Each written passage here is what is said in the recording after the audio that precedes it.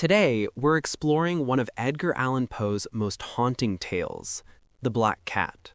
First published in 1843, this chilling short story takes us into the dark corners of the human mind, where guilt, madness, and the supernatural intertwine.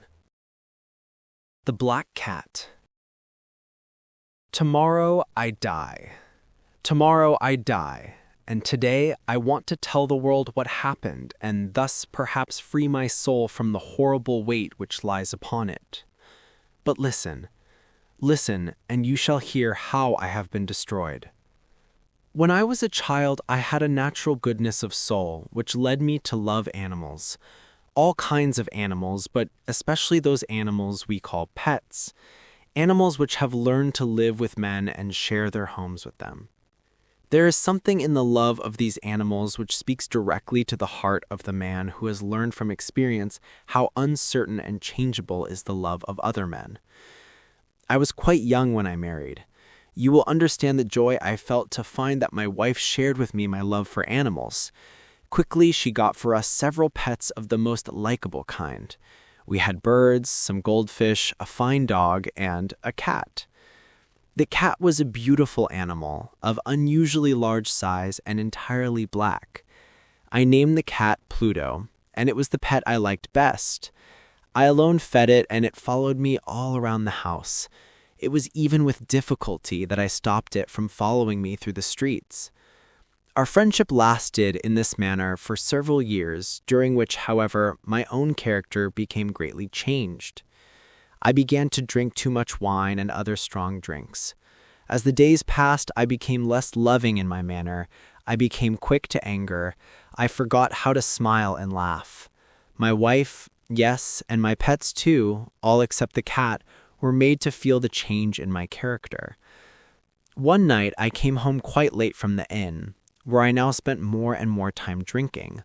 Walking with uncertain step, I made my way with effort into the house. As I entered, I saw, or thought I saw, that Pluto, the cat, was trying to stay out of my way, to avoid me.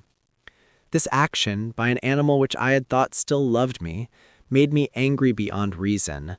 My soul seemed to fly from my body. I took a small knife out of my coat and opened it.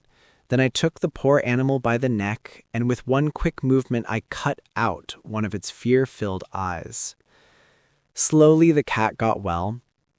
The hole where its eye had been was not a pretty thing to look at, it is true, but the cat no longer appeared to suffer any pain. As might be expected, however, it ran from me in fear whenever I came near.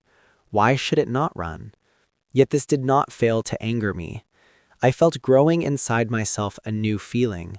Who has not 100 times found himself doing wrong, doing some evil thing for no other reason than because he knows he should not?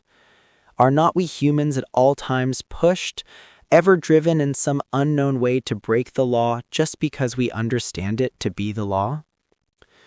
One day, in cold blood, I tied a strong rope around the cat's neck, and taking it down into the cellar under the house, I hung it from one of the wood beams above my head. I hung it there until it was dead. I hung it there with tears in my eyes. I hung it because I knew it had loved me, because I felt it had given me no reason to hurt it, because I knew that my doing so was a wrong so great, a sin so deadly, that it would place my soul forever outside the reach of the love of God.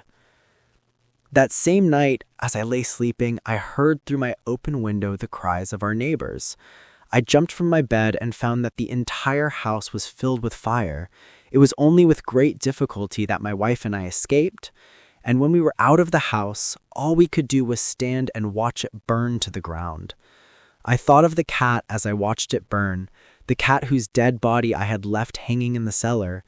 It seemed almost that the cat had in some mysterious way caused the house to burn so that it could make me pay for my evil act, so that it could take revenge upon me. Months went by, and I could not drive the thought of the cat out of my mind. One night I sat in the inn, drinking, as usual. In the corner I saw a dark object that I had not seen before. I went over to see what it could be. It was a cat almost exactly like Pluto.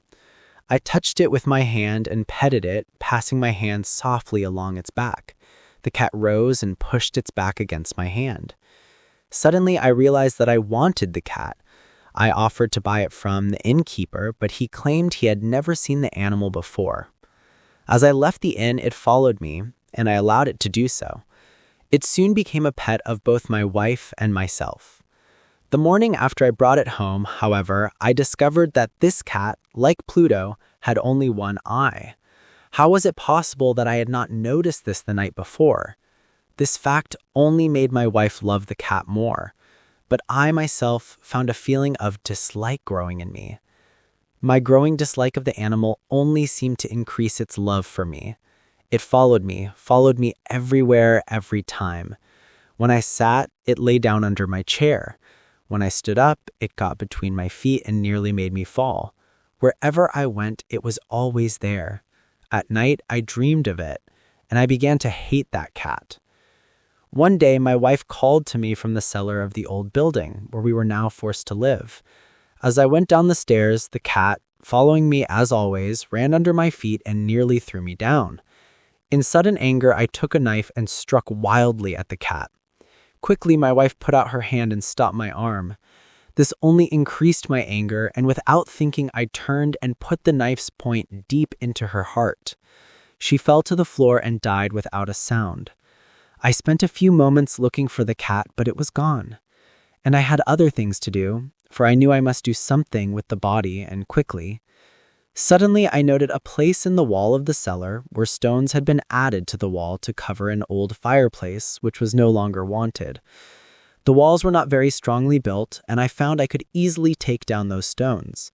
Behind them, there was, as I knew there must be, a hole just big enough to hold the body.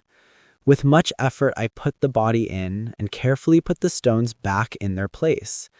I was pleased to see that it was quite impossible for anyone to know that a single stone had been moved. Days passed, still there was no cat. A few people came and asked about my wife, but I answered them easily.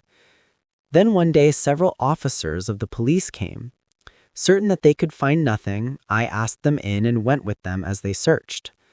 Finally, they searched the cellar from end to end. I watched them quietly, and, as I expected, they noticed nothing. But as they started up the stairs again, I felt myself driven by some unknown inner force to let them know, to make them know that I had won the battle. The walls of this building are very strongly built. It is a fine old house. And as I spoke, I struck with my stick that very place in the wall behind which was the body of my wife.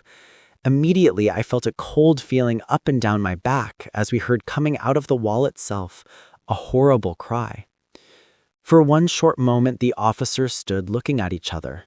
Then quickly they began to pick at the stones, and in a short time they saw before them the body of my wife, black with dried blood and smelling of decay. On the body's head, its one eye filled with fire, its wide open mouth the color of blood, sat the cat, crying out its revenge.